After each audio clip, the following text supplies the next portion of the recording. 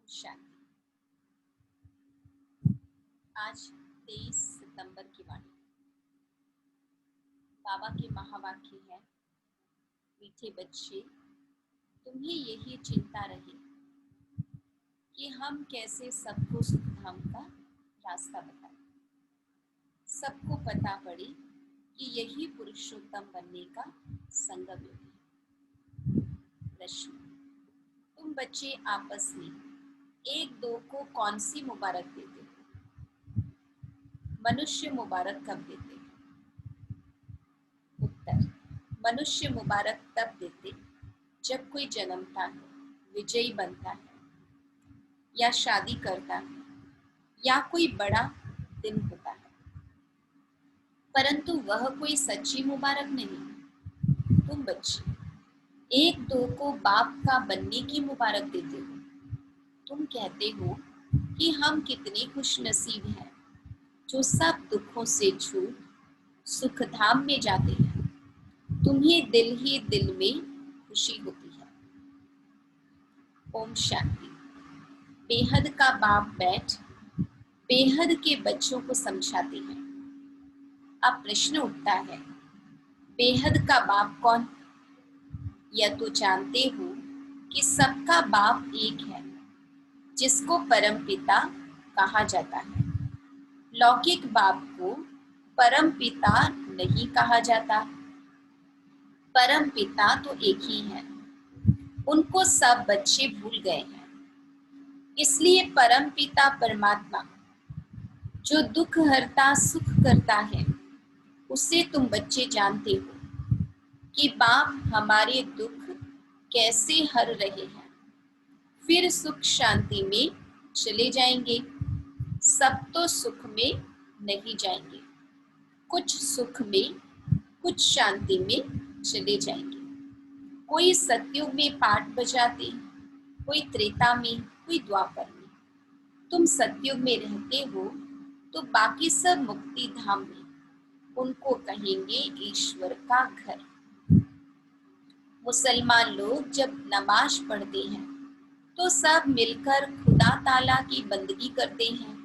किस लिए? क्या बहिश्त के लिए या अल्लाह के पास जाने के लिए? बाबा कहते अल्लाह के घर को बहिश्त नहीं कहेंगे। अब हम जानते हैं अल्लाह का घर यानी तो परम धाम है और बहिश्त तो सतयुग है। वहां तो आत्माएं शांति में रहती हैं, शरीर नहीं रहते। यह जानते होंगे अल्लाह के पास शरीर से नहीं परंतु हम आत्माएं जाएंगे। अब सिर्फ अल्लाह को याद करने से तो कोई पवित्र नहीं बन जाएंगे। अल्लाह को तो जानते ही नहीं। अब ये मनुष्यों को कैसे राय दे कि बाप सुख शांति का वर्षा दे रहे हैं? विश्व में शांति कैसी होती है? विश्व में शांति कब थी, यह उन्हों को कैसे समझाएं? सर्विसेबल बच्चे जो हैं, नंबरवार पुरुषार्थ अनुसार उन्हों को यह चिंतन रहता है, तुम ब्रह्मा मुखवंशा बने। ब्राह्मणों को ही बाप ने अपना परिचय दिया है। सारी दुनिया के मनुष्य मात्र के पाठ का भी परिचय दिया है। अब हम मनुष्य मात्र को बाप और रचना का परिचय कैसे दें? बाबा कहते बाबा ने हमको परिचय दिया। अब हमें चिंता होनी चाहिए कैसे हम दुनिया के सब मनुष्य मात्र को बाप का और रचना के आदि मध्य अंत का परिचय दें। बाप सबको कहते हैं अपने को आत्मा समझ, मुझे याद करो तो खुदा के घर चले जाएंगे। गोल्डन एज अथवा बहिश्त में सब तो जाएंगे नहीं, वहां तो होता ही एक धर्म है, बाकी सब शांति धाम में है। इसमें कोई नाराज होने की बात ही नहीं। मनुष्य शांति मांगते हैं, वह मिलती ही है अल्लाह अथवा गॉड फादर के घर में। आत्माएं सब आती हैं शांति धाम में। वहां फिर तब जाएंगे जब नाटक पूरा होगा। बाप आते भी हैं पति दुनिया से सबको ले जाने के लिए। अभी तुम बच्चों की बुद्धि में है, हम शांति धाम में जाते हैं, फिर सुख धाम में आएंगे। यह है पुरुषोत्तम संगम युग। पुरुषोत्तम अर्थात उत्तम से उत्तम पुरुष। जब तक आत्मा पवित्र न बने तब तक उत्तम पुरुष बन नहीं सकते। अब बाप तुमको कहते हैं, मुझे याद करो और सृष्टि चक्र को जानो, साथ में दैवी गुण भी धारण करो। इस समय सभी मनुष्यों के कैरेक्टर बिगड़े हुए हैं। नई दुनिया में तो कैरेक्टर बहुत फर्स्ट क्लास होते हैं। भारतवासी ही ऊंच कैरेक्टर वाले बनते हैं। उन ऊंच कैरेक्टर वालों को कम कैरेक्टर वाले माथा टेकते हैं। जैसे बाबा कहते, पावन राजाओं को पतित राजाएं पूजा करते हैं। उनके कैरेक्टर्स वर्णन करते हैं। यह तुम बच्चे ही समझते हो, अब औरों को समझाएं कैसे? कौन सी सहज युक्ति रची? यह है आत्माओं का तीसरा नेत्र खोलना। बाबा की आत्मा में ज्ञान है। मनुष्य कहते हैं मेरे में ज्ञान है, यह देह अभिमान है। इसमें तो आत्म अभिमानी बनना है। सन्यासी लोगों के पास शास्त्रों का ज्ञान है। बाप का ज्ञान तो जब बाप आकर देवे। युक्ति से समझाना है। वो लोग कृष्ण को भगवान समझ लेते हैं, भगवान को जानते ही नहीं। ऋषि मुनि आदि कहते थे हम नहीं जानते हैं। समझते हैं मनुष्य भगवान हो नहीं सकता, निराकार भगवान ही रचता है। परंतु वह कैसे रचता है? उनका नाम रूप देश काल क्या है? कह देते नाम रूप से न्यारा है। इतने भी समझ नहीं कि नाम रूप से न्यारी वस्तु हो कैसे सकती, इम्पॉसिबल है। अगर कहते हैं पत्थर ठिक्कर कच्छ मच्छ सब में है, तो वह नाम रूप हो जाता है। कब क्या कहते रहते हैं। बच्चों को दिन रात बहुत चिंतन चलना चाहिए कि मनुष्यों को हम कैसे समझाएं। यह मनुष्य से देवता बनने का पुरुषोत्तम संगम युग है। मनुष्य देवताओं को नमन करते हैं। मनुष्य को नमन नहीं करता। मनुष्यों को भगवान अथवा देवताओं को नमन करना होता है, यानी अपने से जो ऊंचे बड़े होते हैं उनको नमन करना होता है। मुसलमान लोग भी बंदगी करते हैं, अल्लाह को याद करते हैं। तुम जानते हो वो लोग अल्लाह के पास पहुंच तो नहीं सकेंगे। मुख्य बात है अल्लाह के पास कैसे पहुंचे, फिर अल्लाह कैसे नई सृष्टि रचते हैं, यह सब बातें कैसे समझाएं। इसके लिए बच्चों को विचार सागर मंथन करना पड़े। बाप को तो विचार सागर मंथन नहीं करना है। बाप विचार सागर मंथन करने की युक्ति बच्चों को सिखलाते हैं। इस समय अब आयरन एज में तमो प्रधान है।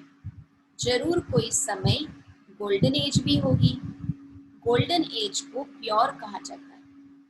प्योरिटी और इम्प्योरिटी, सोने में खाद डाली जाती है ना। आत्मा भी पहले प्योर सतो प्रधान है, फिर उनमें खाद पड़ती है। जब तमो प्रधान बन जाती है तब बाप को आना है। बाबा कहते आत्मा जब बिल्कुल इम्प्योर तमो प्रधान बन जाती है तभी बाबा आते हैं। बाप ही आकर सतो प्रधान सुखधाम बनाते हैं। सुखधाम में सिर्फ भारतवासी ही होते हैं, बाकी सब शांति धाम में जाते हैं। शांति धाम में सब प्योर रहते हैं, फिर यहाँ आकर आहिस्ते आहिस्ते इम्प्योर बनते जाते हैं। हर एक मनुष्य सतो रजो तमो जरूर बनते हैं। अब उन्हों को कैसे बताएं कि तुम सब संबंध छोड़ अपने को आत्मा समझो। भगवानुवाच तो है ही, मेरे को याद करने से यह जो 5 भूत हैं वह निकल जाए। बाबा 5 विकारों को 5 भूत कहते हैं। और वो निकलेंगे बाबा की याद से। तुम बच्चों को दिन रात ये चिंता रहनी चाहिए। बाप को भी चिंता हुई, तब तो ख्याल आया कि जाऊं, जाकर सबको सुखी बनाऊं। साथ में बच्चों को भी मददगार बनना है, अकेले बाप क्या करेंगे। तो ये विचार सागर मंथन करो, क्या ऐसा उपाय निकाले जो मनुष्य झट समझ जाए कि यह पुरुषोत्तम संगम युग है। इस समय ही मनुष्य पुरुषोत्तम बन सकते हैं। पहले ऊंच होते हैं, फिर नीचे गिरते हैं। पहले पहले तो नहीं गिरेंगे ना, आने से ही तो तमो प्रधान नहीं होंगे। हर चीज पहले सतो प्रधान, फिर सतो रजो तमो होती है। बच्चे इतनी प्रदर्शनियां आदि करते हैं, फिर भी मनुष्य कुछ समझते नहीं है। तो और क्या उपाय करें? बाबा कहते भिन्न भिन्न उपाय तो करने पड़ते हैं ना, उसके लिए टाइम भी मिला हुआ है। फट से तो कोई संपूर्ण नहीं बन सकते। चंद्रमा थोड़ा थोड़ा करके आखिर संपूर्ण बनता है। हम भी तमो प्रधान बने हैं, फिर सतो प्रधान बनने में टाइम लगता है। वह तो जड़ है, फिर यह है चैतन्य। तो हम कैसे समझाएं? मुसलमानों के मौलवी को समझावे कि तुम यह नमाज क्यों पढ़ते हो, किसकी याद में रहते हो, किसकी याद में पढ़ते हो।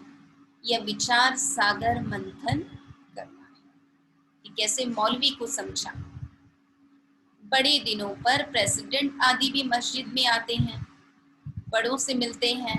सब मस्जिदों की फिर एक बड़ी मस्जिद होती है, वहां जाते हैं ईद मुबारक देने। अब मुबारक तो यह है जब हम सब दुखों से छूट सुखधाम में जाए, तब कहा जाए मुबारक हो। हम खुशखबरी सुनाते हैं, कोई विन करते हैं, है ना, खेल में जीतते हैं या कोई बाजी जीतते हैं तो भी मुबारक देते हैं। कोई शादी करते हैं तो भी मुबारक देते हैं, सदैव सुखी रहो। अब तुमको तो बाप ने समझाया है, हम एक दो को मुबारक कैसे दें। इस समय हम बेहद के बाप से मुक्ति जीवन मुक्ति का वर्षा ले रहे हैं। तुमको तो मुबारक मिल सकती है। बाप समझाते हैं तुमको मुबारक हो, तुम 21 जन्मों के लिए पदमपति बन रहे हो। अब सब मनुष्य कैसे बाप से वर्षा ले, सबको मुबारक दे, तुमको अभी पता पड़ा है, परंतु तुमको लोग मुबारक नहीं दे सकते। तुम तो गुप्त हो ना। बाबा कहते तुमको जानते ही नहीं, मुबारक देवे तो खुद भी जरूर मुबारक पाने के लायक बने। तुम तो गुप्त हो ना, एक दो को मुबारक दे सकते हो। बाबा कहते हम बाबा के बच्चे आपस में एक दो को मुबारक दे। इस बात की, मुक्ति जीवन मुक्ति की वर्षा जो हमें मिल रही है उसकी। तो बाबा कहते हैं मुबारक हो, हम बेहद के बाप के बने हैं। तुम कितने खुश नसीब हो। कोई लॉटरी मिलती है या बच्चा जन्मता है तो कहते हैं मुबारक हो। बच्चे पास होते हैं तो भी मुबारक देते हैं, इम्तहान पास करते तो भी मुबारक देते हैं।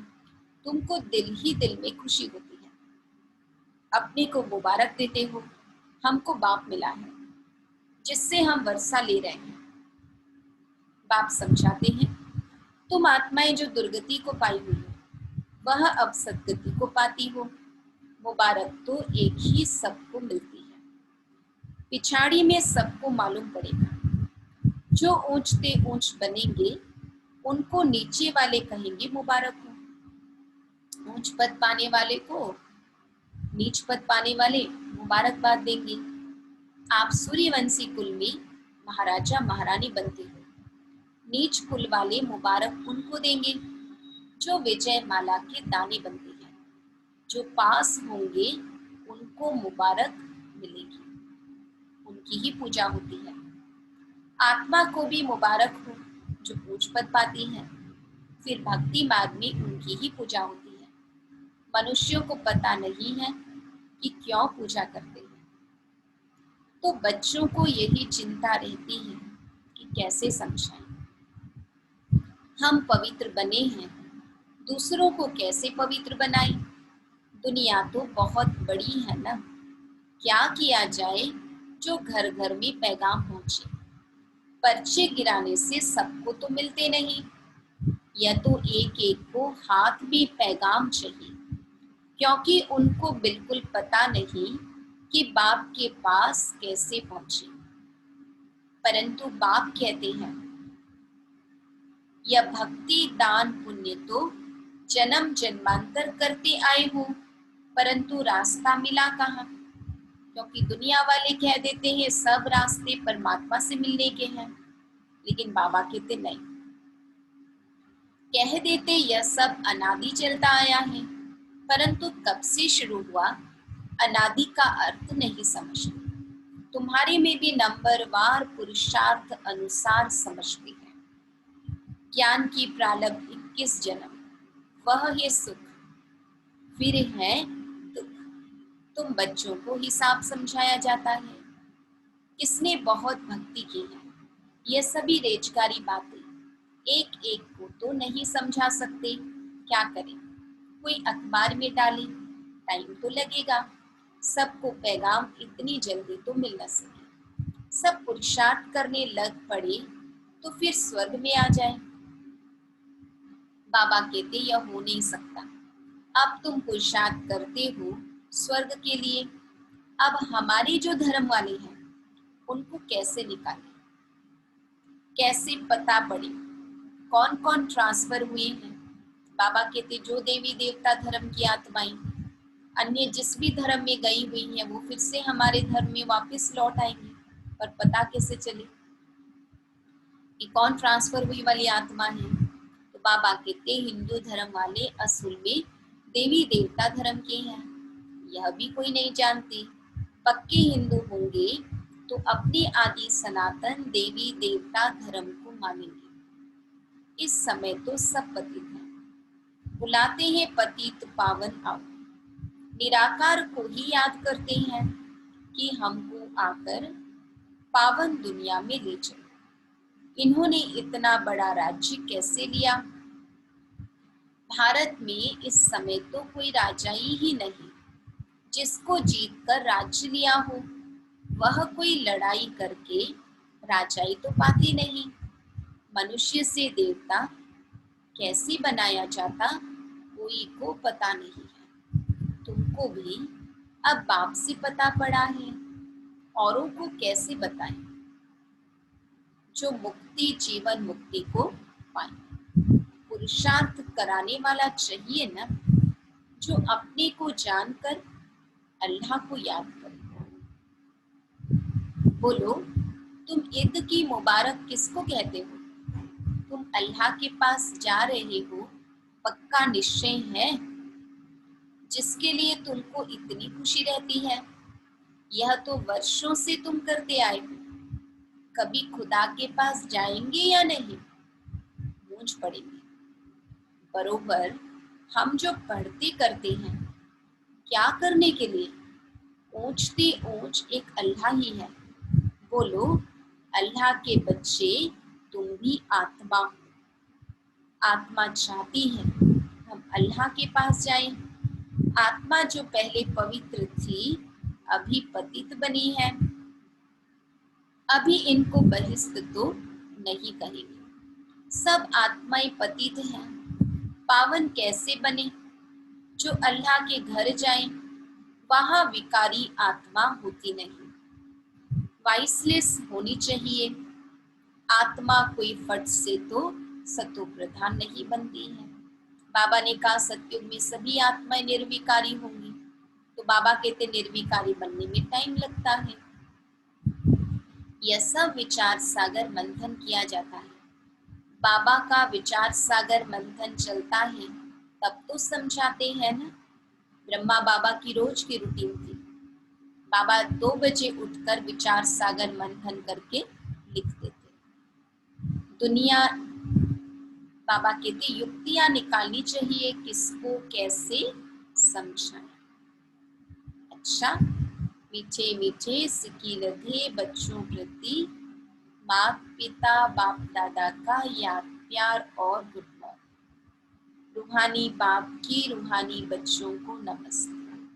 हम रूहानी बच्चों की रूहानी बाप दादा को याद प्यार गुड मॉर्निंग, नमस्ते नमस्ते नमस्ते। धारणा के लिए मुख्य सार। पहला पॉइंट, जैसे बाप को ख्याल आया कि मैं जाकर बच्चों को दुखों से छुड़ाऊं, सुखी बनाऊं, ऐसे बाप का मददगार बनना है। घर घर में पैगाम पहुंचाने की युक्तियां रचनी है। दूसरा नंबर, सर्व की मुबारकी प्राप्त करने के लिए विजय माला का दाना बनने का पुरुषार्थ करना है, पूज्य बनना है। आज का वरदान, नम्रता और अथॉरिटी के बैलेंस द्वारा बाप को प्रत्यक्ष करने वाले विशेष सेवाधारी भव। जहां बैलेंस होता है वहां कमाल दिखाई देती है। जब आप नम्रता और सत्यता की अथॉरिटी के बैलेंस से किसी को भी बाप का परिचय देंगे तो कमाल दिखाई देगी। इसी रूप से बाप को प्रत्यक्ष करना है। आपके बोल स्पष्ट हो, उसमें स्नेह भी हो, नम्रता और मधुरता भी हो, तो महानता और सत्यता भी हो, तब प्रत्यक्षता हो। बोल सत्य भी हो, नम्र भी हो, मधुर भी हो, महान भी हो, बाबा कहते तब, और स्पष्ट भी हो, तब प्रत्यक्षता होगी। बोलते हुए बीच बीच में अनुभव कराते जाओ, जिससे लगन में मगन मूर्त अनुभव हो। ऐसे स्वरूप से सेवा करने वाले ही विशेष सेवाधारी हैं। नम्रता और अथॉरिटी के बैलेंस द्वारा बाप को प्रत्यक्ष करने वाले विशेष सेवाधारी। आज का स्लोगन, समय पर कोई भी साधन न हो तो भी साधना में विघ्न न पड़े। यानी हमारी साधना कोई साधन पर आधारित न हो। साधन हो ना हो, लेकिन हमारी साधना चलती रहे। ओम शांति।